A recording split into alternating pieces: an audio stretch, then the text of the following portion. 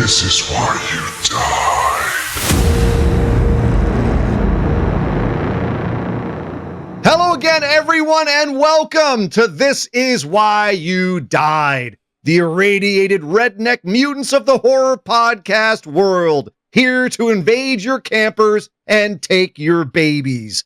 And maybe we'll tie Buffalo Bill to a tree and burn him while we're at it. I'm salivating just thinking about it. I am Sir Ian Dangerous, aka your Uncle Frank, and I brought the marshmallows, and joining me as always are the Geiger counter busting Dan March of Madness and the softly glowing Ryan Ross Live. Hello, gentlemen. Hello. I really want to see The Hills Have Eyes. We gotta watch that one. I make so you think about it again? Yes, I made you think about it again. It is. It's a good one. I did love the fact that the minute you said grabbing your babies, both Dan and I made the exact same face, and then I just lost it.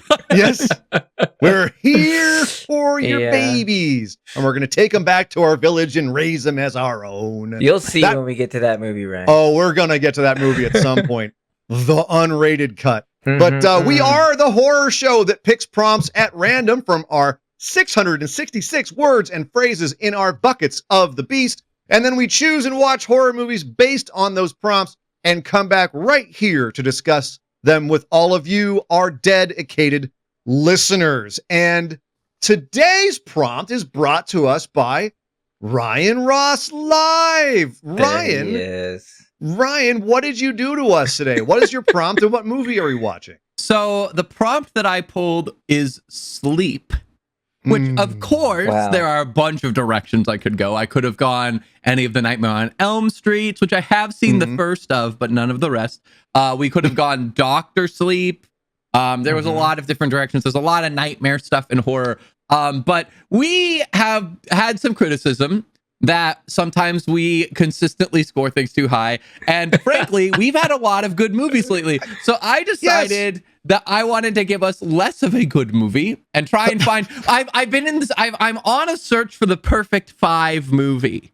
And I don't, because we haven't had any movies that have been perfect 5s, like middle of the road, not so bad, it's utterly bad, but not so good that it does, like it's considered successful. And so I tried to get us somewhere in that ballpark, and we watched the movie Slumber.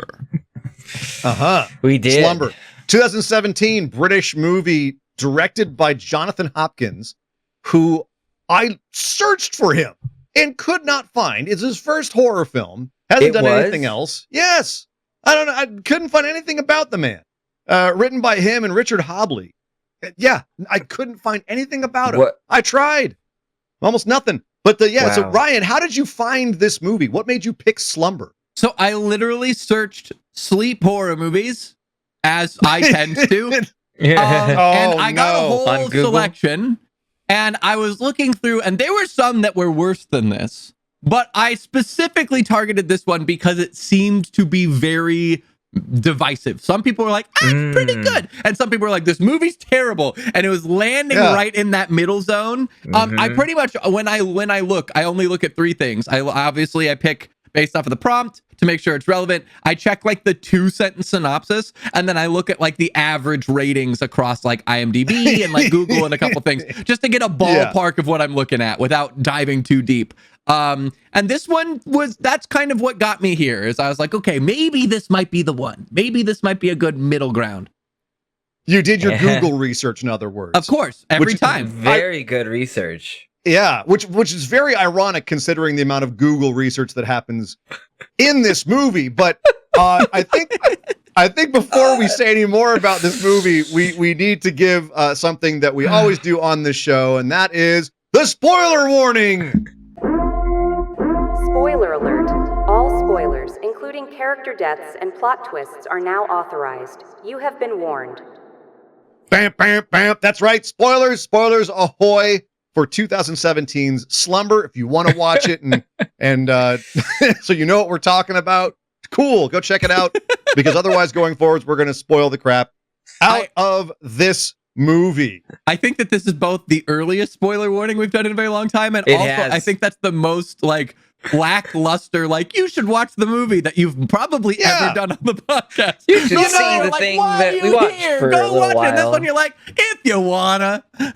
I don't want to give the game away before we discuss Slumber, but I'm not going to say like you have to go watch this movie right now because you really don't. If you want to listen to our show and what we say about this movie and then make up your mind, go right ahead.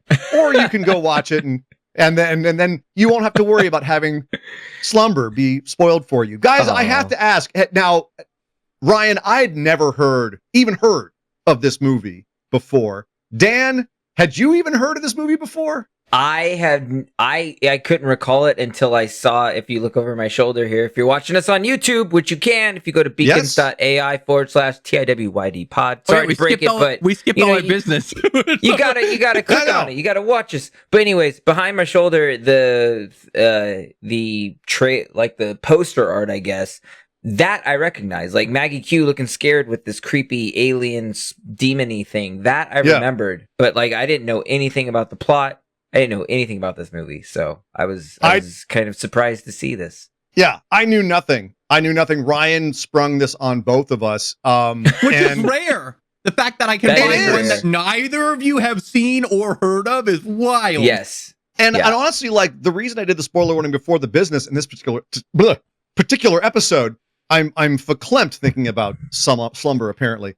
But the reason I did that is because at any point we could suddenly randomly say it's about a sleep demon, you know, and say something silly about the movie going forward, because I worry that on this particular episode we might be a little more loose-lipped than normal. But true. Ryan, what do you have to say to our patrons of the show, people who might want to be our patrons for the show? Let's get the business all out of the way here. We have a Patreon. It's on the Beacons page and also on Patreon. It's TIWID pod, as with all of our other socials. And you get exclusive perks for every tier. You can subscribe at various tiers. You can subscribe for free if you'd like. But every tier has an exclusive perk. You can get discounts on merch. You get access to our bonus content. You get access to our extended episodes where we have before and afters of each episode, and we banter and chat about whatever. Today it was technology and beer.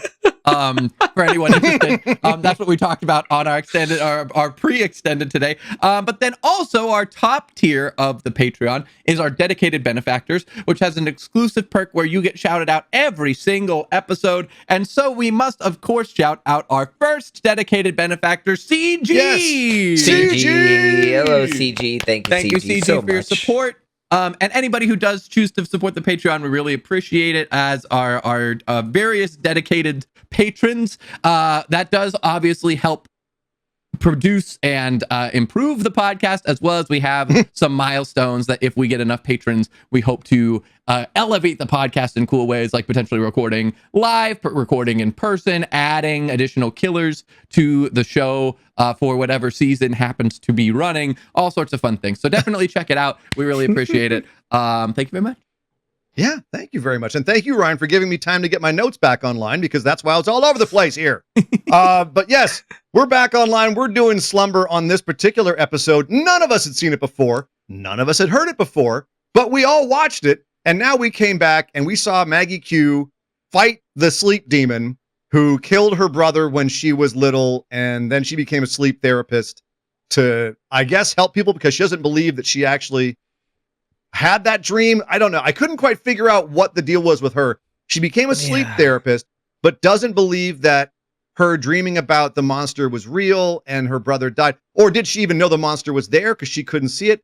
I don't know. The bottom line is she became a sleep therapist, and another family comes in who is having a similar problem with their young boy. And he also has the little white hair on the head. Like, yes, I saw like that her too. brother did. He's also having sleep problems. And it turns out that he too is being haunted by the sleep demon, the Noctis, or whatever it's called. The Nochnitsa. The Nochnitsa demon. The hag, the sleep hag. That doesn't look like a hag ever in the movie. No, it looks... Well, we only really see it the once. Like the shadowy version of a monster from Feast, which is a movie that Ryan has seen. Yes, that's right. But anyway, so she tries to help this little boy. All together, or we got to do a special on it or something. We really do. That movie is fucking great. It's such a silly movie. It's fantastic. But it's not this movie. This movie actually was like I said, I couldn't find almost nothing about this movie online. Wow. I researched even the Wikipedia page is wrong. Like the breakdown of the plot in the movie is completely incorrect. Now I know this movie was based on a short film, a short film that they made to try to like sell this movie, and apparently they got some money because, I mean, tell me I'm wrong, guys. The movie looked pretty good. It looked like a it looked like a bigger budget movie. Professionally shot. It's better than some movies we've watched. Absolutely. It was professionally shot. It was decently well edited. The sound design was not bad. The set design was passable. But it's funny because Ryan, you picked this movie, as you said, to try to be a perfect thought. Mm-hmm. Is that why we feel this movie has been kind of overlooked? Is that people just haven't found this movie because of the reasons that you described? On Google, it's not reviewed very well, or it's just didn't come out to much fanfare. Why is this movie kind of overlooked? So I don't know much about the movie's release. I will say I don't think the movie has a lot of staying power. It's not particularly memorable. That's not to say that it's bad, straight up. I don't necessarily think that it's bad, but I do think that there's not a lot about it that is unique or particularly boundary pushing. And the memorable parts of the movie that do kind of stand out as unique, I don't necessarily think add to the movie in some ways, which I think we'll get to. You're hinting at something there. Wait, let me throw it to Dan real quick. Dan, what did you think? Did you think that this movie was overlooked for any good particular reason? No.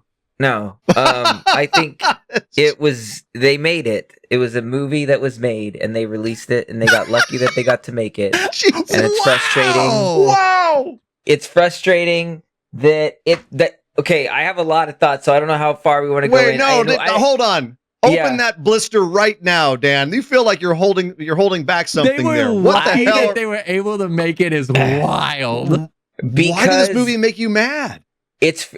There was definitely, I will say that for the first half of this movie, I was like, there is a good movie in this. It's just, it's poorly edited. It's very poorly put together. Like the editing, the editing was bad. The pacing was bad. There's very like moments where they could build tension, but they just stay on just boring, long scenes of just Maggie Q just like tired. I'm like, just like, get sleep.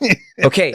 But then it's like, so we have all that. And it's like the first half, I was like, okay, if they took time and edited this a little bit tighter, I think that there's a stronger movie here. And then there's a twist, there's a turn in this movie, and they introduce this character, and then the movie just goes off the rails, and they just decided to just rip holes in the plot and not care. And they're like, this script, tear it up, throw it away. And the second half of this movie is such a disaster that it's like, whew, man. What was the turning point for you? Where did you go from like, maybe there's some hope here to fuck this movie? There's 2 points. The big one was when they introduced the character I would like to call Joe Pesci Palpatine.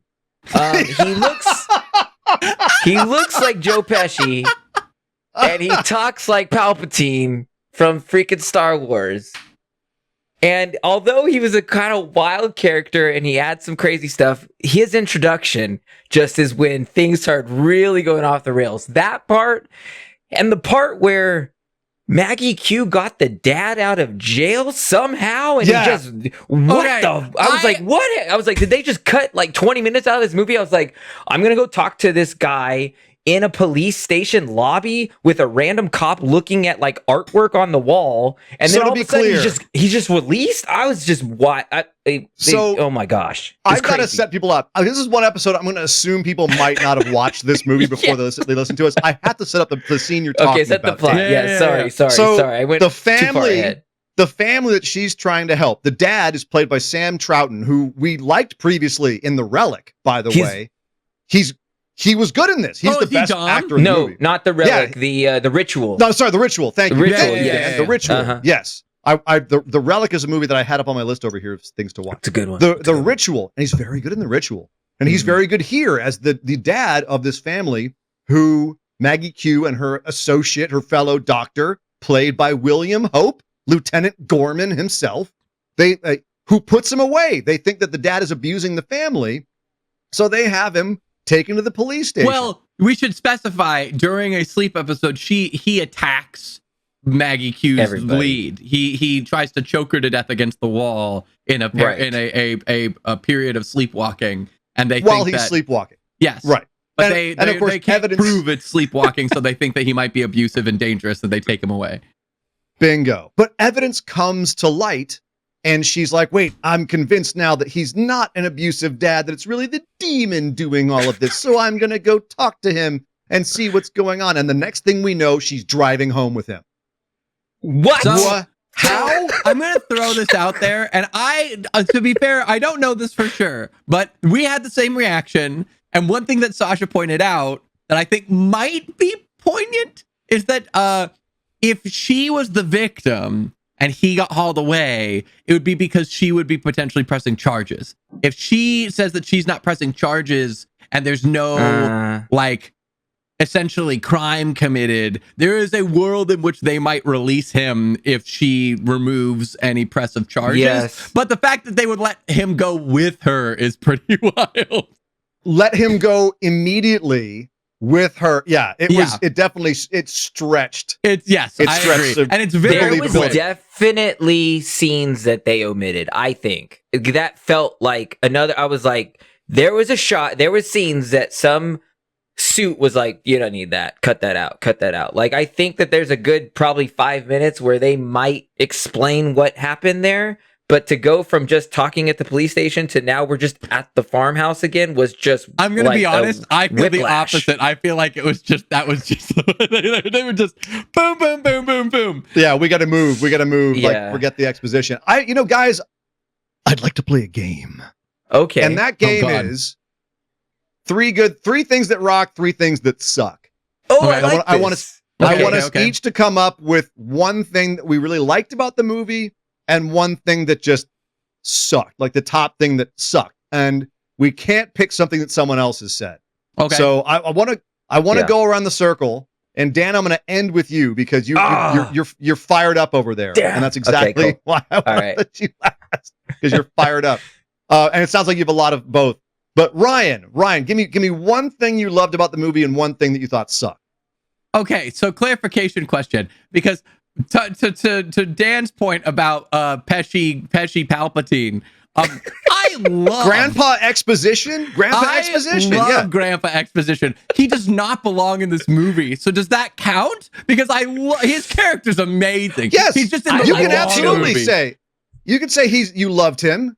I love him. I think Grandpa Exposition is one of the best parts of the movie. I love his character. Don't get me wrong. It was just like his introduction. Really threw the movie off. He is wildly in the wrong movie. Like, he completely breaks the entire world around him.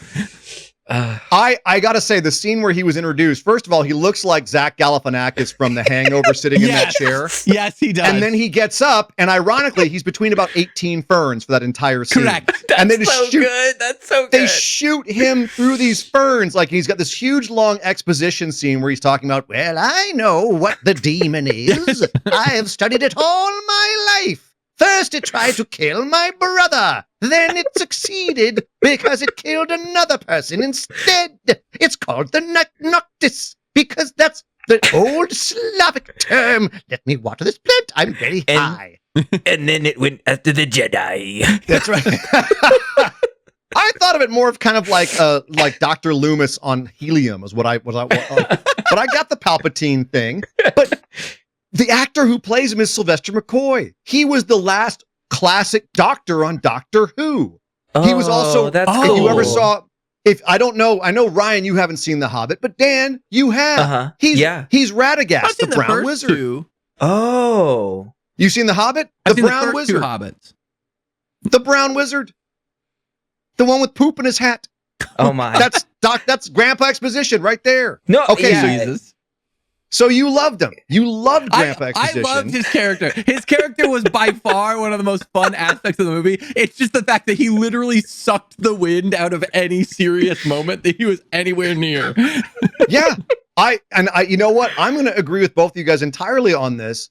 Grandpa Exposition, what did you call him? Palpatine? Joe Pesci Pesci Palpatine. Palpatine. Pesci Palpatine. He's fantastic. The movie shifts into a whole other gear when he comes on. Like the entire first half, I gotta admit, every time Maggie Q was nodding off, I was nodding off too. And then he shows up and I'm like, wait, what's going on? What the fuck is happening? He's so good. Yeah. All right. What thing did you hate, Ryan? What was it? What was the thing that sucked? We honestly, it was the really bad CGI night hag of like the darkness creeping effect to the whole thing. Cool as shit. Loved that. No. What? No, I love the darkness creeping. So sick. Like, love the darkness creeping. And then like the one time we actually see it, it's like this like naked, like bulbous, long-legged thing, like strangling a small boy. Like, what is that? It looks like a bad CW CG. It looks like something that was like on bad TV. I thought the exact opposite. I liked it when I saw it because it was so in shadow and the little white eyes and the long limbs and everything. Just skinny alien Venom. It looked like an alien. Absolutely. But it worked, and I like the fact they didn't show it too much. You have one or two flashes of it at the beginning when it's doing the whole mama thing, and it's a little bit, it's like you see in a flash that it's behind her. Yeah. Like, I thought it looked cool back there. I do think the first shot was cool. Yeah. I do think it was way better. But the thing is, like, that made it seem haunting. I think that by the end, when we've set up all this stuff, it was a very lackluster reveal, personally. I would have much rather it be like a more horrifying creature, right? Not this like it was almost sterile. It was like this like I am a shadow creature. Blah. I'm gonna say that has to do with the direction and not with actually like the concept of the character itself. I think was pretty good. I just don't think that the reveal was directed very well, I don't like the little tentacly blurry CGI darkness. You know, I would have had more respect. You guys are a low budget movie. Work with light. Like, do something with light. There's an amazing amount of creative things that you can do with shifting light in a room to make it seem like the shadows are growing towards the bed. And there was no creativity. It was just, we'll do it in post. That's true. And that's I can appreciate that. Yeah, I'm gonna have to come down the other side. But that's not my hate. I didn't hate that. I hated Maggie Q. Oh, because really? Maggie Q, first of all, her character wasn't great. I did not have any kind of empathy or sympathy for her character. She was annoying. She couldn't figure stuff out. She had like moments of this kind of put on heroism that just seemed to come out of kind of nowhere. And there's other scenes where she was being a complete piece of crap to these people, right? And condescending and pandering, and she drove me nuts. And just as a presence on screen, she didn't bring anything for me. And she had moments where I was like, okay, she's not a bad actress. There are people in this movie that are bad actors. She was not one of them. But she also, as a main character in this movie, fell completely flat for me. Man. But as far as things that I loved, actually, it's funny. At the beginning, I didn't like a lot of the cinematography, and by the end, I thought it improved a lot. And I mean that by like terms of like lighting and lighting design in the movie, not necessarily like I thought some of the shots that they picked some of them were bizarre, like where they just cut people's head off for no reason. Or like the girl who talked to them, right? That was like, oh, they're here early, and you can only see up to her neck. Awkward. She was a terrible actress too. You couldn't even see her face, but already delivering that line so terribly. They spent all their actor money on like the three people that we mentioned because a lot of the secondary actors were garbage. All the kid actors were daughter, garbage. Neve, was like like just a robot reading lines. Claws. Mom, are you gonna be home soon? Yeah. The guy who played her husband, I've seen he has lots of credits. Like he seems like he'd be a decent actor, but there's some of the scenes where his choices were completely wrong. And he was saying to her, like, I can't believe you need to get some sleep. And he's yelling at her like he's mad at her. And I'm like, so Jesus, weird. Dick, why are you so mad at your wife? Have I said anything? Yes, I like the lighting. That's about all I got. You like the lighting. You said the cinematography improved. That's what you said. There was moments I thought that, like, Dan, I think you put your finger on it. There was moments where I was like, this is actually some decent stuff. The opening scene had moments that were really good and moments that were terrible. But there were moments that were genuinely good. The way that the little boy was sleepwalking was genuinely creepy. Like the way that they turn around and they see the monster standing behind her. Oh, you're next to my sister, and it turns around and it's right behind her. That's good stuff. That's good horror stuff.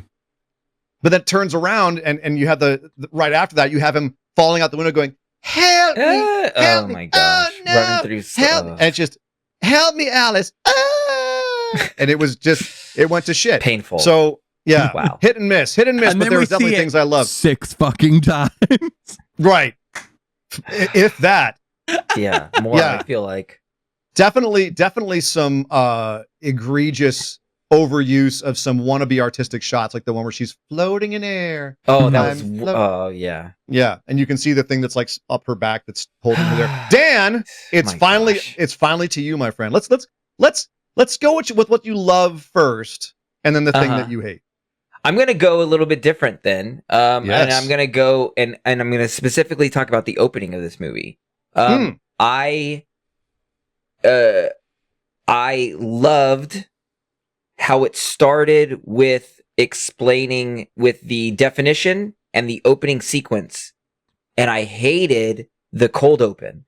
I think that if they had completely cut out that cold open and just started with the movie with whatever, what was it? Was it definition? What was the definition of it? Was it slumber, or was it like, what was the definition? No, it was. You were talking about sleep paralysis. Nightmare. Nightmare. Yeah. Well, so like and opening mare with specifically. Yeah. So from the ancient that, English, and then mare, and then you see these like very like creepy images of what may be to come, and then you open with like Maggie Q. Like I like that. I thought that was a really like very like kind of dread building opening. The whole cold open in the opening felt like a ripoff of The Conjuring. It was not really scary except for the demon. Like I thought that the demon looked good there, and then the demon didn't look good at all the rest of the movie. So I feel like I don't like that cold open, but I did like how the movie started, just to kind of pinpoint the opening of the movie. So wait, hold on, because for me, all of like the little like Google image search images flashing on the screen, like basically all of like the top image hits that you get if you type in like nightmare, night hag, like the number paralysis. One painting is that 1700s painting called Nightmare with the little demon imp sitting on her chest, right? Like all of that, and then the voiceovers of all these people like who are supposedly like sleep therapy patients, but they all the worst voiceover acting. Yes, again, that like there's elements of this movie where it could have been good, but they really like either bad acting, bad writing, bad direction, like something screws it up. But it's like this could have been really strong. The way that Session 9 uses the tapes so effectively, that's what I wanted this opening to be. I was like, this could have been really, really creepy. You're seeing these creepy images of demons, and then if you had very good voice actors talking about like I couldn't get up, I couldn't move, like, but I knew there was something on top. Like that would have built fear. But it was just like bad acting, so it ruined it. But it's just like that's how this whole movie is. It's like it's on the edge of being like decent, but there's something that really breaks it down. I honestly wondered if it wasn't voice acting and if it was just actual tapes of people that they had found talking about like sleep paralysis and stuff. No, it felt so forced. Here's the word I wrote down for it is forced naturalism, and that's what I felt. Like a lot of the acting in this movie is forced naturalism. Even good actors, people who we know can act, like William Hope, were doing like he has a monologue at one point about the dad who sleepwalks, and one day he cuts up his wife with a shovel, right? And even that, he's like, well, I had a patient one time. He liked to sleepwalk, and he was back in 10 years ago. Like there's a lot of like little ticks and little things he was doing to try to make it seem natural, but he didn't even feel in the moment in it. And that happens a lot in this. And he's one of the good actors.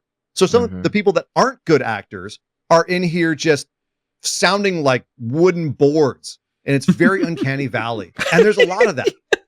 But that opening, I think the opposite, Dan. I like the thing with the kids, funny. Even though it was cliche and tropey as hell. Yeah. But the Google image search bad voiceovers was killing me. Oh no. Yeah, the cold open was so bad because it was so, again, like this is the first thing you're showing your audience. It's very poorly shot. like it's so bright in the room, and then he leaves in the hallway and it's dark. I was like, it looks like morning, or it's about to be morning in the bedroom, and then he leaves into his hallway and it's dark out this fake window in a studio. You could totally tell they're in a studio space. Right. And I was just like, these two, what time of day is this? It already feels like dreamlike, which they were going for, but it's just not shot well. So it just, ugh. Yeah. There's a lot of stuff in this movie where I was like, this feels like a dream, but I don't think that's their intention to make it feel dreamlike. But wait, Ryan, if it was up to you, which would you keep? The scene with the kids or the voiceover Google search? Well, I think, I'll be honest, I think it's tough because the scene with the kids is so, they make it so important to the whole movie that you can't really remove it functionally. So I feel like that's a skewed just by existence of the structure. I personally think that the voiceover image flashing thing is more memorable. I think it is a stronger series than the kid part. But I think the kid part is so core to literally the only defining feature of Maggie Q's character that if you got it, there's no story. That is literally her entire identity within the movie. I don't think that you can take it out. I will say, though, I have been kind of, as we've been talking, side scanning this plot that you mentioned on Wikipedia. You're right. It is not only way off, but they literally have this section's factual accuracy is disputed. Yeah. Oh, there's a whole amazing. It's so off. Yeah. That's hilarious. It feels, and the way that it reads on Wikipedia is almost like a pitch. It reads like a pitch for the actual movie, not like the movie itself. Look at the very end of this. Daniel awakens, gasping for air. The bruises fade. The family is safe for now. Yeah. But in the final scene, Alice is exhausted and alone in her apartment begins to doze off. Just as her eyes close, the screen blurs and the unmistakable growl of the Naknitsa echoes. Her body begins to freeze. Her eyes snap open. Which, for the record, that's happens nowhere in the movie. No, that is not how the movie ends. She ends not at all. She ends in an insane asylum. Oh, which that also, ending. Oh, that ending. We gotta address that part. All right, are we done with the game?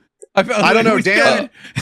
I couldn't tell. Those are my. That was like my. Right. I focused on the beginning that I liked the text Google search thing. I did not like the cold open.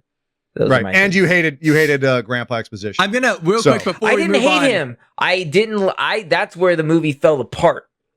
That's where the whole. That's like where the movie fell apart. That's the thought. But you know, like that character, I think was real. Like they really wanted it to be the what's her name, Lee, the actress that's in the Conjuring, not the Conjuring movies, the Insidious movies. The woman, the older woman in all the Insidious movies that helps. Oh yeah, she's like the older woman that like the psychic. Yeah. Anyways, that character, that's what I feel like they were trying to replicate here. I feel like there's a lot of like they're ripping off a lot of these things that worked in Blumhouse in the early days. Elise Rayner, in my opinion, played by Lynn Shay. Her name is Lee. Lee. What? I know her damn name. Why can't I think of it? Lynn Shay. God Lynn damn Shay. it. Bob, Sorry, yeah. Lynn Bob Shay. Shay's sister. Jesus Christ. Yeah. I just said played by Lynn Shay. What did you say? I said Elise Rayner, played by Lynn Shay. Oh, Elise. Oh, you said the character name. Sorry. I see. Yeah. Sorry. We apologize. You were correct. I was like, Anyways, oh, sorry. this thing, and you guys are like, no, it's this thing. That's exactly what you just said. Yeah. Sorry, Ryan. You're good. Sorry. It was funny. Lynn Shay. Yeah, she's trying to. They were trying to make her. No, she's not Lynn Shay at all. But that being said, all right. So hold on. Before we move on from that, I gotta throw in one more hate. Anytime the demon throws people against walls, anytime somebody tries to interfere and they do this weird camera thing where they go, oh, oh, they take Maggie Q down a whole hallway with that shot. Like, it's so into bad. The bathroom. That I know. was so bad. And it happened 2-3 times. They just go, oh. Can we talk about a little inconsistency? This demon, by the way, can compel people to do all kinds of crazy shit. He never does. He almost makes the wife stick her hand in a blender twice. Never does it. Yep. Mm-hmm. And the first time she somehow doesn't and like picks out a fruit and eats it. And the second time we think it's her hand. Picks out something, but she doesn't get her hand torn apart. And the second time we come in and there's blood all over the room and there's like goof inside the. It's a steak. No, it's a bloody steak. Yeah, it's a steak. What? That was the dumbest. It's a steak. Good. Thank goodness it was just a steak. There's blood all over this room from this one piece of steak. Oh yeah, they blended a steak. Oh, okay, yeah, good. I know. I know. You got to be careful when you buy steak from the grocery store. It's so bloody. Christ. Just buckets of blood inside of the steak that you buy. I will say, I'm gonna throw another. We were supposed to do 1 and 1 and 1, but that's fine. I'm gonna throw an extra one that I love. I thought we were doing three each. That's why I know, but no, 3 for the 3 of us. I'm taking back my lighting one and saying the moment where the wife slaps Maggie Q across the face. Yeah. You were supposed to help us. And just clocks her, and Maggie goes, my God. And like stares at her for a second and walks away. I'm like, that's right, walk away away like you always do, so like you funny. did to your little brother. That was my favorite moment. That and the fact that they gave this kid so much fucking crank. I mean, the kid. Yeah. The kid was basically like, it was like the origin story. Adrenaline. Oh my God. But practically he's sitting there, methamphetamines over there. Oh, this poor kid's just like, oh my God. It's like the origin story for the Jason Statham movie, Crank. Where it's just, we've got to keep him hyped up. They never went this hard in Nightmare on Elm Street to keep somebody up. And they did drink a pot of coffee. She like boiled a pot of coffee. That's it. I got a shout out. They gave him the little Nintendo DS and he's playing Mario Kart. And at first I was like, oh, we showed 2 frames of Mario Kart to avoid any copyright. Clever. But then they pulled back. I'm like, oh, we're actually going to show Mario Kart. And I'm like, I said out loud, I was like, oh, he's really bad at Mario Kart. Oh, that's funny. Oh, no. He's not. No, Ryan, he was in character. He's really tired. See, that's what Sasha said too. Sasha was like, you're not a good driver. You're being mean. And I'm like, okay, that's fair. Oh, but God, it was funny. Yeah. All right. So the movie ends with the typical like Nightmare on Elm Street thing where we've got to go into the dream realm to face him on his own terms, like on Nightmare on Elm Street. And of course, that's the dumbest fucking idea they could do because they go into the dream realm and then Grandpa Exposition, Pesci Palpatine, gets possessed for some reason by this demon who can compel people to do things in the real world while someone's sleeping. He can have people walk all over the place, punch holes in walls, like kill their dog. She makes the little girl kill the dog, but at no point does he control them in the real life. At this point, he just possesses the grandpa, who she then stabs in the chest, and everything is miraculously fine because apparently him taking his life is better than the kids. Why? We don't know. Why does Grandpa Pesci Palpatine, he does mention he was like, the brother took my place instead of me, and so it passed me. So it's like, does that mean that he got taken instead of Daniel? Yeah, I guess he got to die instead of the other one. I don't know. Can we talk about, first off, they make the plan of like, we're all going to go into the dream world. That's the only way for us to combat him. God. And he's like, okay, we have to come back to Daniel. Everyone stay focused. Don't get caught up in the thing. Come back to the kid. And then, not only, first off, they don't split up. Nobody goes, well, maybe I should stay awake just in case. They all decide to go to sleep. Just to like, we're going to go all in on the strategy with no knowledge. And then the only guy who manages to do it is the grandpa who like gets possessed. But he literally calls out like, hey, come back. And both Maggie Q and the dad hear it and don't come back. Literally like start to and then bail out. And the mom doesn't even fucking care. Doesn't pause. Doesn't worry about it. She's like, nah, I'm not like, my kid's fine. I got to worry about my teeth. My teeth. Yeah. My teeths. My poor teeths that I'm somehow obsessed with every time I'm in dreams. And the dad's the one who's obsessed with the dead baby, the baby that they lost 5 weeks before. He's the one freaking out about that. And the mom's like, no, my teeth. My and of course, teeth, Maggie I'm sensitive. Don't you Maggie think that they killed the baby? Is that what happened? Did the monster kill the baby? I thought the monster killed the baby. I think you're overthinking this movie. I thought the monster killed the baby. I don't know if they put that much thought into it. Well, okay. But then he got passed along to the other kid. Yeah, who knows? All I know is Ryan. Sleep. Ryan, you're absolutely right. The fact that like it's one of the worst horror movie main character like lapses in judgment let's all go into the dream realm so that we're on his territory, and then immediately we all suck at doing this. Yeah. Yes. We all like, hey, we have to come back. The first thing she does is hear her brother upstairs and go, what? Yeah. Daniel or Dave or whatever his name is, Daniel, and goes upstairs and leaves the room. Hey, we have to make sure we all come back to the kid, Daniel, the kid, the real kid. What was her brother's name? It doesn't matter. Who cares? But She screams it every time. We all have to come back to Daniel. It's like you said, it's not terribly memorable. We have to come back to Daniel. The first thing she does is leave Daniel. Yeah. And it's one of those classic horror trope moments where you're sitting there going, what are you doing? Screaming at the screen.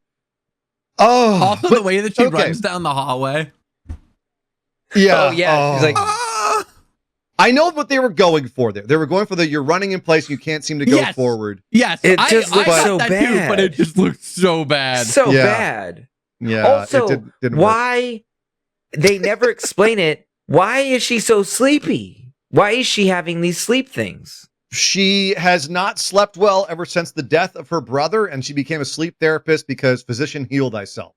I have not That's all been I could sleeping get, for dude. 30 years? Is that what she's saying? He was trying to stay awake so much he cut his eyelids off. That's This true. movie. Which, Oh my gosh. by the way, and I know I was trying to keep this to like one each, but the scene where he like first takes his glasses down, and he's like, I cut my eyelids off trying to stay awake. Whoop, whoop, and he like lets the that was a genuine like oh fuck moment for me. I was like, that's good shit. That was nice. And then Yeah. I was like, good, just give us a little hint at it. It's freaky. But then he takes his fucking glasses off for the entire end of the movie and ruins the horror of that shot. Yep, I agree. Yeah. And it just completely depowers that because you get a good shot at his not terribly great makeup of his fucked up eyes. I was like, you had it right there. And that's kind of that might be the story of Slumber. You had it. You had it. You had it. You had so many things that were good. You had the good idea about the sleeping demon. You had some good stuff, some good horror stuff, and you just the you thing let it go. the what really bothered me a lot, but many little things bothered me about this, but there's one element when she's discovering, like it took the janitor of this Palpatine to it took to hand a note randomly to hand a note like, hey, I'm quitting. Yeah, that's because I'm so scared of this family. Here's a random note. And then when she's searching it and she's like, it's like opening her eyes. I have listened to a couple podcasts where it is very well known that there's like this sleep hag demon thing that sits on people's chests. Like that's a very well known like urban legend. She's in the sleep world for decades. She's dedicated her life to this. She should know about this thing that me, a casual horror podcast listener, can know about. This is her specialty, and she's like, "What is this thing? I've never heard of this. Oh my gosh!" I was like, "This Dan, I'll do you one further. I'll do you one further. Not only should she know about it, but then she has to Google search all this stuff. Searches Google the entire time for all of this." And then when her boss, she like stumbles out of the room because she's, has to go do something. And her boss comes over and checks her computer. And a couple of these like Google image search images that any of us can go find if we just type in nightmare and if they will pop up. I know, I did it. And he sees these on the computer and he goes, and he gets concerned look on his face. Why would she be looking up this? Why would a sleep scientist look up nightmares? That's crazy. No sleep therapist on my watch is looking up paintings of nightmares. I better talk to her husband about this. We're going to have her committed. I know that her daughter's drawing pictures every day about nightmares. I love that man. she like turns off the monitor as if that's a normal thing that people do when they like walk away from their computer a little bit. Like she dramatically switches it off, and then the doctor's like, I'm going to go investigate what my fellow doctor was looking at on her monitor that she turned off when she goes to get coffee. Yeah, and this is, by the way, this is the same guy who has the groaner of a line earlier on where he comes up to her table and he said, well, if I wrote down any of my dreams, I'd get arrested. Yeah. That's because you're a psychopath, Malcolm. And he goes, what scary stuff do you dream of? No, he goes, shush, they'll hear you. What the fuck is, So the dialogue also. Oh my God. All right, so we've taken a lot of pot shots at poor Slumber here. I wanted to keep it to just 3, but we couldn't help ourselves. Who did we really hate in this movie? Who gets our Guy Woodhouse fuck that guy award for Slumber? I'll start. Maggie Q. Fuck that girl, man. She was pain in the ass. She couldn't get over her brother dying, and so she had to stay there and try to relitigate her stupid dreams. And so the new kid almost died, and she had to go and stab the poor old grandpa because she wasn't helping the family at all. Useless. Honestly, I'm gonna go the other way. I'm gonna go Cam, because like to Dan's point, we have that scene. We got that scene where he's Cam. Like, "I quit. By the way, can we talk outside?" And then he goes, "Never speak to them again. Here's a note." Well, yeah, Bye. I like him. He pulls up and he like beats up people with his janitor stick. And, I will give him. He has a hero moment with the mop during the one moment. But then literally we have a whole series of events. He goes, "I'm quitting. Here's a note. No answers, no questions. Bye." And then you find him. You find out he's stealing tranquilizers from the hospital. He goes, "You guys shouldn't be here. Everybody needs to leave." And then the only thing that he does the entire rest of the movie, he just goes like, "We shouldn't be doing this. We shouldn't be doing this. We shouldn't be doing this," until they're like, "Hey, can you take the daughter away?" And he goes, "Okay, fine. Here, I'm gonna go with some stranger's daughter," and again, leave. What? Yeah, Cam's my boy. He's the only one in this movie who knows what the hell he's doing. Hey, get the fuck away from that family. I'm trying to help my poor grandpa who cut his eyes apart because he needed to sleep. Let me get him some fucking tranquilizers any way I can. I'm going to save this woman who's getting choked out. And at the end, you all are not listening to me when I tell you shouldn't do this. So give me your brat. Let me save the one person here who's innocent. And I'm going to skedaddle. That's a fair point. Cam's my boy. Cam. I'm going to go with the man. Oh wait, Ryan, are you still got Cam? Cam's your fuck that guy? I'll think on it. I'll think. Come back to me. That's he just runs, but I think that's a fair point. I'm going with the dad. The dad is a dick. What? What do you mean? What? Which dad? Is mean. How is he dad? Huh? The dad, the dad that lost the kids, the dad of the family. Sam Troughton. Yes, what? Sam Troughton. I would go Maggie Q's husband over the regular dad for sure.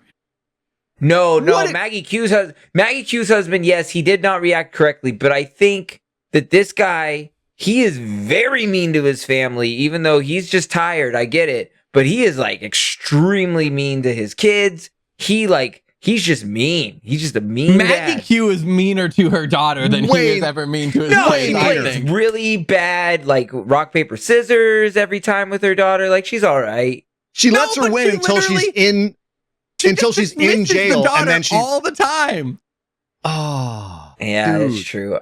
This is the daughter, and Sam Troughton is like, he's out here trying to defend his family the best he can. He's grief-stricken over the loss of his baby, so he's a little short-tempered and snaps at the kids. But he's not abusive. That's the whole point, is that she thinks he's abusive, and he's really not. He loves his family and is willing to go to the mat for them. Okay, you can't be mad at that. Yeah, I guess. You can't be mad at that. What about Malcolm? Because like Malcolm, the boss. Malcolm don't give Lieutenant a fuck, Gordon. dude. Malcolm's like, no, like business as usual. Yes, the family is like sleepwalking, and like this one guy tried to murder my coworker, but everything's good. I'm gonna go talk to her husband. I'm gonna go to investigate all these things. I'm not gonna help ever. I'm just going to go about business as usual. You know what, Ryan? Ryan, I think you're onto something, because every time I saw him, the only thing I could think was, you always were an asshole, Gorman. Oh, God. Yeah, fuck that guy. Fuck that guy. I'm with you. Fuck Dr. Malcolm. Dr. Malcolm. He's just useless. Fuck Dr. Malcolm. He literally doesn't do anything helpful the entire movie other than he gets Mr. Futterman when Mr. Futterman goes loose. I love that recover Mr. Futterman. Does Mr. Futterman just live at the sleep place? I love that poor William Hope, it's been 30 years and he's still playing an asshole who can't do anything right. I think that's hilarious ever since Aliens. Also, what was the purpose of Mr. Futterman other than to set up a distraction? Was that the sole purpose of Mr. Futterman? And a jump scare. A jump scare in the bathroom. That's it. That's it. Yeah, that's it. You can see the rewrite elements is a in metaphor this movie. for the movie. Oh my. I feel like Mr. Futterman is a metaphor for the movie of just like, you're like, oh, this is a purpose. And then like you get this really lame purpose that like really doesn't need to be there. And you're like, oh, that's it. I guess that's it. I agree. Yep. See, for me, the metaphor for the movie is the note that Cam slips her. And that is that it's too perfectly folded. It's got that handwriting right down the middle that says, not nick this. And it's like, it's done in some perfect Sharpie handwriting. It's too perfect. It's not believable. And no way do you look at that and go, someone actually wrote that and slipped that to somebody. It doesn't make a whole lot of sense. It's kind of pretty to look at to begin with, but the more you think about it, the more you just go, what the fuck is this? That whole hallway scene was just upsetting. I was like, there's no world in which this is an interaction that feels natural or justified, even with the crazy shit going on. Like the way that he goes like, can I speak to you outside? And then goes like, stay away. Here's the note. Bye. Let it. Like, I was just like, what? Like, I'm getting out of here. She would ask questions. He would try and give her more information. Like, if this was even going to happen, he wouldn't do it in the hallway with all the people. Like, well, there's just nothing. He was trying to get out of there.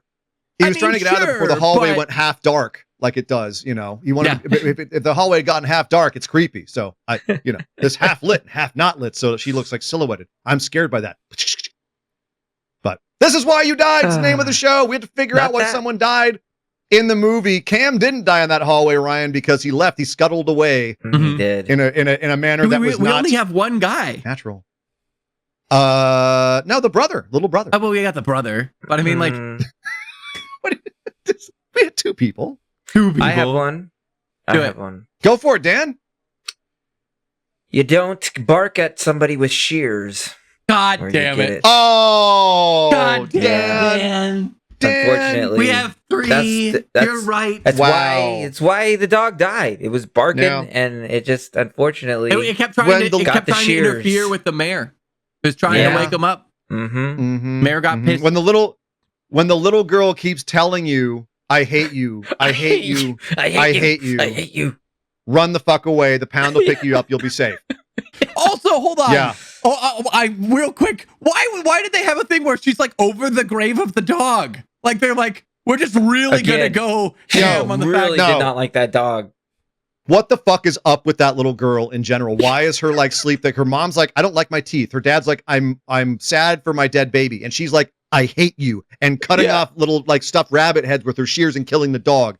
That little girl is going to be a psychopath when she grows up. She's going to be the next serial killer. I'm calling it now.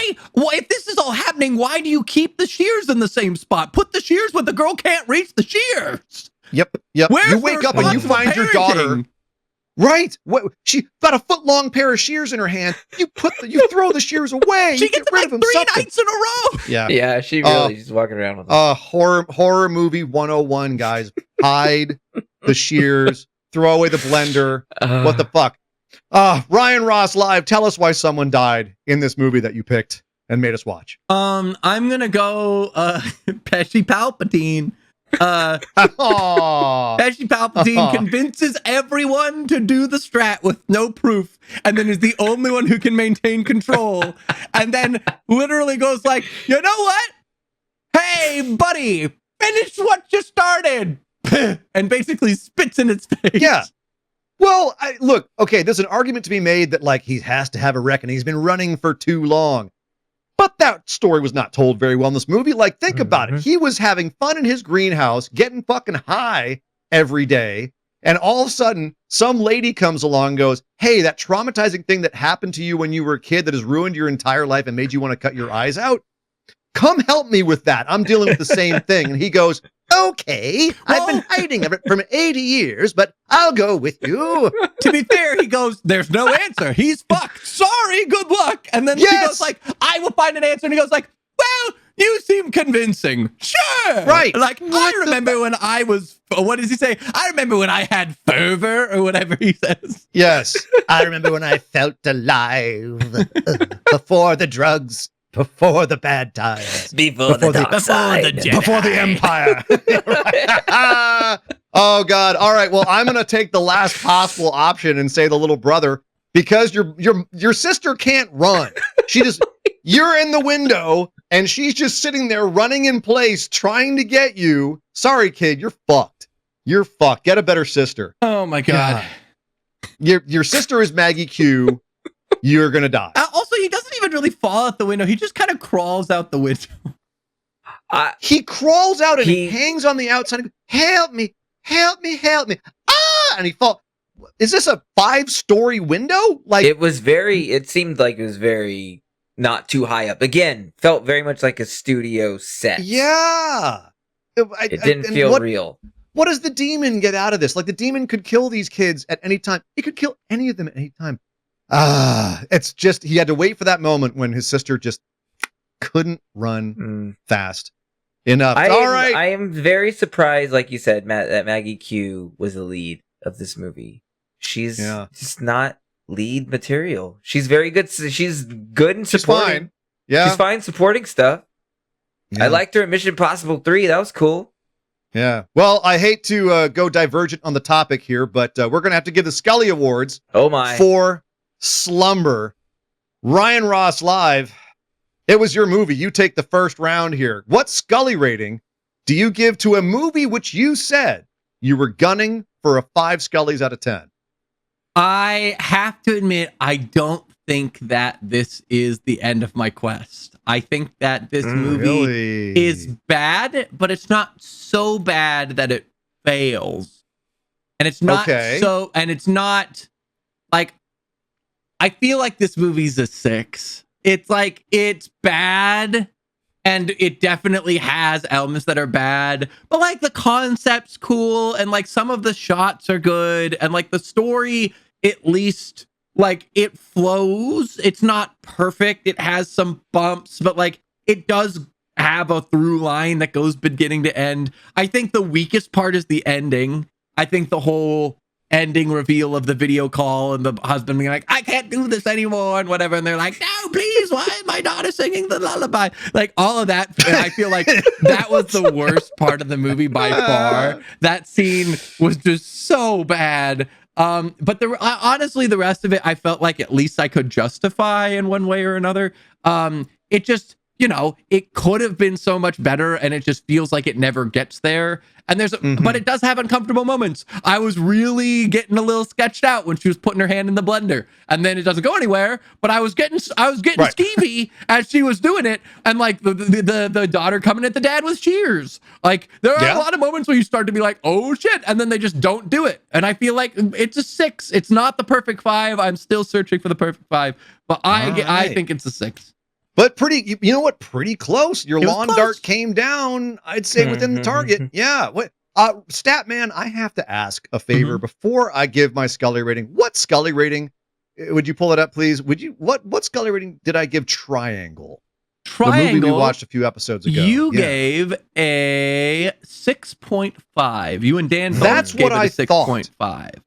That's what I thought. Okay, so Slumber, I agree with you. I feel like it's not a good movie, but there are a lot of competent things here. There's a lot of, I think, solid horror moments. I think the moment where the family is all sleepwalking around, like you said, the shears and the blender, them rising up in sync. Yeah. Oh, there's some very good creepy moments. I liked the beginning where it's tropey, but it turns around and you see like the creature there standing next to the little girl. The whole way that the kid was sleepwalking was creepy. Like, there was a lot of stuff in here where I'm like, this is competently done. Some of the acting is god awful. Some of it's not bad. I thought Sam Troughton was particularly very good in this.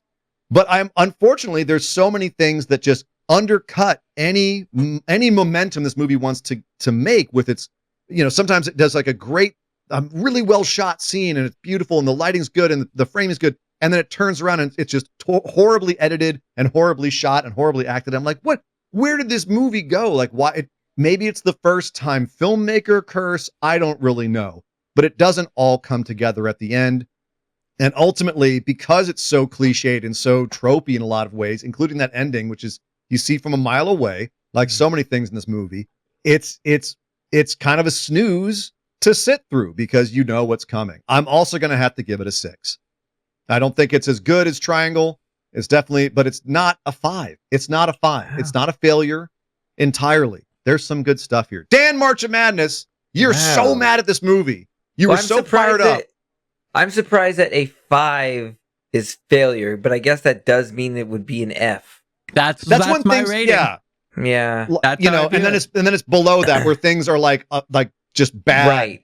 And They're then worse Ryan, than a can fail. you pull up what I gave Cannibal more for things- Rocks? More I feel like things I are started at 4 Rock. and then I dropped it down. Yeah. You And gave Cannibal for Rocks a 2, my man. Yeah. wow, that's that's pretty bad. too low Yeah. for Cannibal. I Are definitely you would like to kidding? raise You my gave it Cannibal a for Rocks score. 3.5 and I gave it a 3. We averaged to I a should've 2.8. I should have given it a 5. I should Okay. have given Cannibal for Rocks should have been a 5. It is for me. not All a right. 5. It Get sure out of is. here. It sure is. It's- You know what? I mean, You know what? Just for entertainment value alone, I was more entertained the entire runtime of Cannibal for Rocks than I was in the entire runtime of Slumber. But Slumber's just a better made movie. Sorry, yeah, it is Dan. a better way- no, it is a better. we It's a digress. better made movie. I mean, I kind of wanted to go middle ground too because I felt like a 5 feels like it's not good, and it's not horribly bad. But I guess maybe I'll go 5.5 then. Okay. I Alright. can agree with So that. I'm not full. I'll give it so it's not full failure. Again, like you guys said, there's definitely some really good elements, but that's what's very frustrating about this movie is that it is so difficult to get a movie made, and you get all of these people together and you're trying to make this movie, and it's like they're so close to succeeding in certain scenes and they just fail. And Ryan described it really well, but it's like they do this so many times where they set up what would be a really great kill or a really great horror moment, and then they take you away from it and tease it, and then they come back moments later, and then it doesn't pay off. It's like you think she killed the dad or cut the dad, and I was like, oh my god, that's great. That's a great moment. And then it's just a teddy bear. And they do that over and over and over again, and they just don't take risks. If this movie took a risk, if it decided to take a risk and kill somebody off, I think it would have elevated the movie. But it's so safe. It's like That's safe They horror get movie. cold feet. Yeah, that's a really great call. I think that's a really great criticism of this. Yeah. That's definitely why I got to drop it down. Is like they were right there on the edge of making it great, and of course, on top of that, just like bad acting, overall, just like you pointed out too, Ian. Like there's some scenes where I was like, this looks fantastic. Like it's shot so well, great cinematography, and then you look at it and it looks like a Lifetime movie, like that they get with very low budget. It's like it's just so all over the place that's why I got to give it that 5.5. I can't go up to a 6. All right, So. I think fair that's enough. fair. Well, you know what, Ryan? I gotta say, for your first attempt at coming up with a 5, you got It was close. pretty Pretty damn close. Pretty close. But the quest goes on. The perfect 5 is out there. Oh God, we don't have to find. We a must 5. find a 5 Oh God. Oh, for the God. entertainment All right, well, of the people. well, we look forward to more of your quest, Ryan, I guess. The quest But in the for meantime, the 5. you're out of a prompt. I do. I have to get my used bucket. up, sleep. Go get your Avengers bucket of the Avengers Beast. bucket. Meanwhile, I'm about to reveal what I'm doing next week. Oh, and my. Dan, what are you sitting on right now for I'm your sitting prompt? on gray right now. Gray. Yeah. Gray. Gray. Ooh, that's going to Many be different ways to go. wide open on that Mhm. one. And I'm sitting on the prompt family. Guys. Family. And I'll Ooh, Sasha, really move good my one. bucket. I have to find my bucket. Oh no. Oh no. What? Oh no. The bucket Oh, of the no. Beast The has bucket. gone missing? Did he find it? Ryan is Oh currently no. yelling off Oh, camera, searching for his tragedy. bucket. Tragedy no. is happening in the middle of the show. Oh, Dan. Oh, What? oh no, he doesn't have it. He still doesn't have That's a it. problem. He's returning. He still doesn't have it. Oh no. And this is a good Oh, time to no. say that if you're not watching us on YouTube, you can and catch moments like these where Ryan runs around like Wile E. Coyote underneath an anvil trying to find his bucket of the Beast. Ryan, I think you still have your headphones on. If you want, we can just draw one out of ours for you. If you That can't could work. find it. We might have to. I literally don't know. What? Oh no. So here's the thing. We reorganized our room, and the place. And the and when I say bucket we, I got mean moved. Sasha reorganized our room, and the place that my bucket normally is, it is not, and I don't know. She didn't think your Where bucket of the ended Beast up. was a waste bin, did she? Oh no. No. She would never throw it away. She's been on the did you show. find She it? knows how it works. Oh goodness! No, she said she Okay. would not throw it away, but I do not see it anywhere. Oh, What else do you do with your bucket of the beast besides have it on the That's show? what I'm saying. Well, literally, near to I have a your- place for it, and that place has been moved, and I no Okay, so longer Ryan, know. What So we're finding Ian, out is that director Jonathan Hopkins knows where Ryan lives, and in revenge for picking this movie and shitting on it all episode, he has hidden Ryan's bucket of the beast. So we apologize, Yeah. Jonathan Oh, Hopkins. he Look at that! found it. Look at that! All I had to do was apologize to Jonathan Hopkins. directly behind you. Where did that Sasha come found from? it. Sasha found. So it was Oh, tucked okay. away. It was tucked Oh, away in my a spot it's not gosh. supposed to be. That's a good spot for it. She says that's a good Oh. spot for it. So apparently that's That was it. spot. I'm being Is it, told. Just looked Sasha? like you. Is it a good I spot found for it it? though. I'm drawing. All right, so hold on. right, We got to he's go over drawing. prompts. So We've done the prompts. we've done We the did. prompts. Knows It's all me. what's All right. coming. I am All right. drawing, and I'm very excited that I drew this one. Hold on, let me see if I can get it. I believe The focus I is not can't working. You're see keeping it. us in suspense. medieval, baby. Medieval. Oh, Although I think this is That's I think this is misspelled, but It is misspelled. It's misspelled. But- misspelled, but medieval. Medieval. And Guys, again, it's going great over only if here. you're watching us on YouTube would you see that. So go to beacons.ai/TIWYD pod and you can watch all these mistakes here Let's go. Yes. guys. Ryan is making. Let's go. We are a professional podcast, ladies and gentlemen. I promise. I'm doing great. It's fine. If this- Everything's fine. If this is your first show, welcome to the show. Thanks for joining us. This is not all right, unusual, Ryan. unfortunately. Medieval. So I That's a want to good point one. out that that's going to that actually might not be. No, that's going to be your last one. That'll be the last Last prompt one. of season 2 Oh Wow. my God! The very last Oh prompt my of season gosh. is medieval. 2, because That's we crazy. have one more round of show. My choice, Dan's Gray, and then Ryan's Medieval, and then it will be time for season 2 finale show. Oh my gosh. I coming think we're up. already here. It's happening Another fast. gargantuan episode, which will be a lot of fun. We play a lot of games and recap, and we get to re-rate a movie. we do. which We is get to gonna be- redo a score. That's true. Oh, That's true. redo a Scully. Slumber. That's gonna be, Slumber coming back and giving you a 10. Yeah. Yes, the All right. classic Academy Award winning Slumber from 2017. Jesus Christ.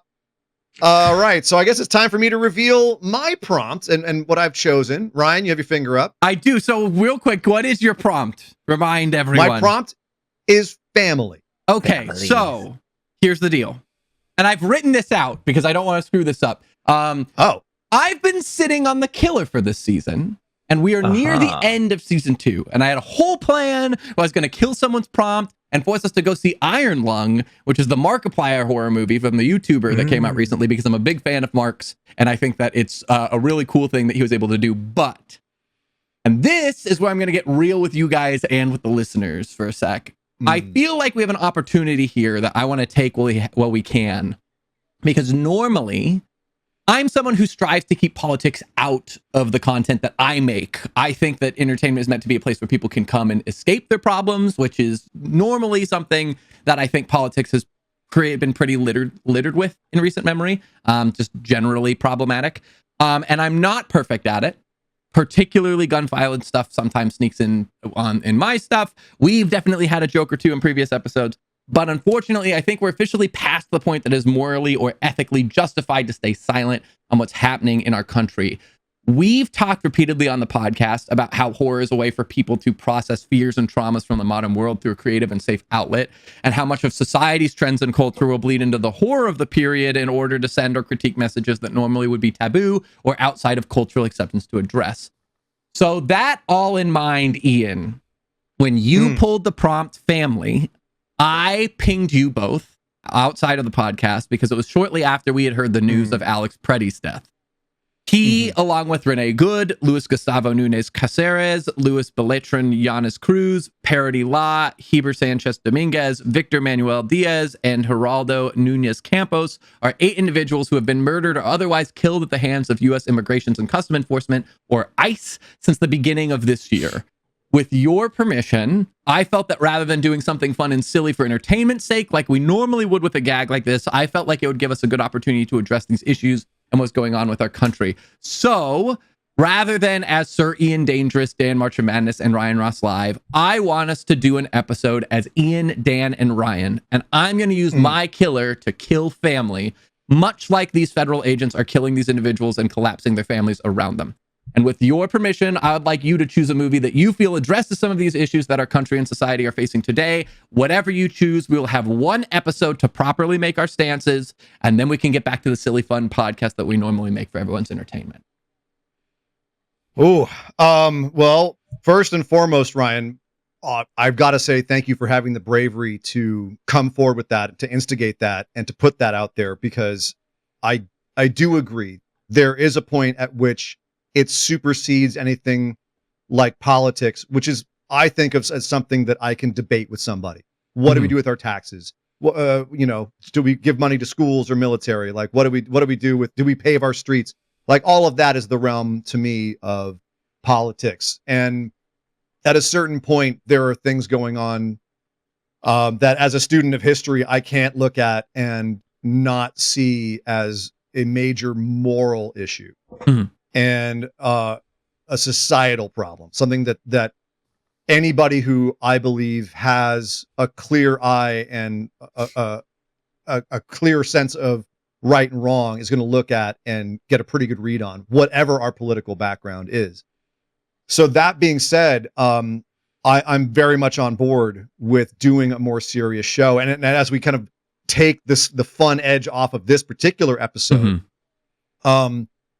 I will say that the first movie that I think of when we want to talk about movies that speak to this kind of feeling, and movies that will inspire the kind of discussion that we maybe want to or need to have right now. The first thing that comes to mind is a really nasty war horror film called Come and See. But I feel like that, because it's a war film, it loses a little bit of the relevance. It's more about militarism and what happens during a war. And that's not necessarily exactly what's happening right now. I don't think it's not as specifically relevant. And so I'm going to nominate a movie that is, you talk about being transgressive, and you talk about speaking about things and subjects that we maybe don't want to talk about, or that are deeply, deeply uncomfortable. I'm going to have to go with a 1976 Italian film called Salo, or the 120 Days of Sodom.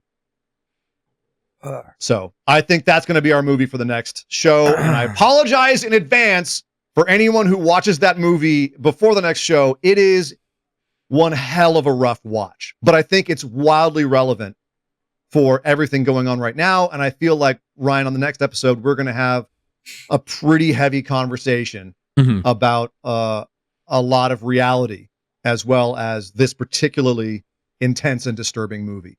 Dan, unfortunately, I think our circumstance calls for it. So I think that's probably fair. I tend to agree with you. Dan, are you on board for this?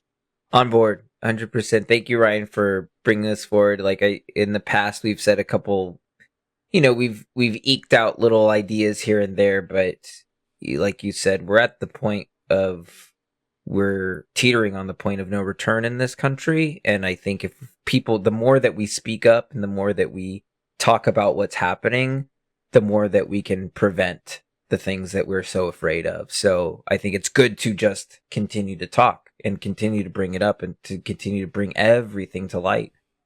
Because if we stay quiet, then things get scarier and scarier. Yeah. And if for some reason you're listening to the show and what we're saying right now is making you go, oh, these fucking guys, give us a chance next episode. I think that we're going to talk about some things that might be interesting. I'd like to have, a discussion as opposed to a polemic. Really. Yeah. Right. So, and I appreciate you guys being amenable to it and hearing me out, because I do think that we've never really dove into like the fine details of some of these things together, but I do think that we've kind of have addressed the core kind of surface stuff that we seem to be fairly united in kind of our beliefs on these things. And I think that, to Dan's point, we have an opportunity as a platform and as a show to speak out about something that's serious and real and happening. And I think that at this point, there's no justification to stay quiet. And so the fact that you guys were amenable to allowing us to do that for an episode, I really appreciate. And I'm hoping that the listeners are interested and supportive. And if not supportive, then at least open to hearing what we have to say. Because sure. I know that it's real, and it's happening all around us, and we need to Dan's point, there's nothing that will change unless we talk about it and accept it and address it. Yeah, absolutely. And for what it's worth, like, we're sorry to throw a bit of a cold bucket of water on this particular show, but the next show is going to be a pretty tough listen. So if it's going to be uncomfortable, we understand, but we'd love you to check it out. If you don't, come back next episode after that. We're gonna have a lot of fun.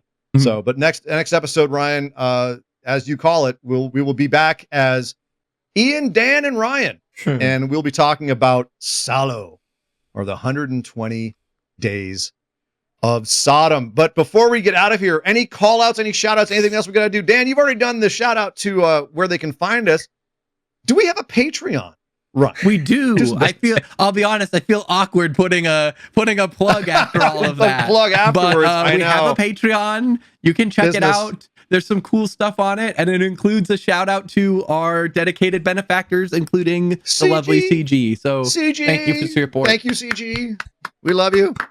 And we love all you guys. If you've made it to this point in the show, we love you a lot. It's a deep into an episode about a movie that was a bit of a watch. And but we're about to take the plunge into a very serious episode on the next episode of this here show. So please join us, if you will, for that one. I promise it will be, if nothing else, an interesting listen. But thank you guys for checking us out. Stay tuned. If you're a patron, we do have the Accidented coming after this. But for Ryan Ross Live, for Dan March of Madness, I am Sir Ian Dangerous. We will see you next time right here on This Is Why You Die.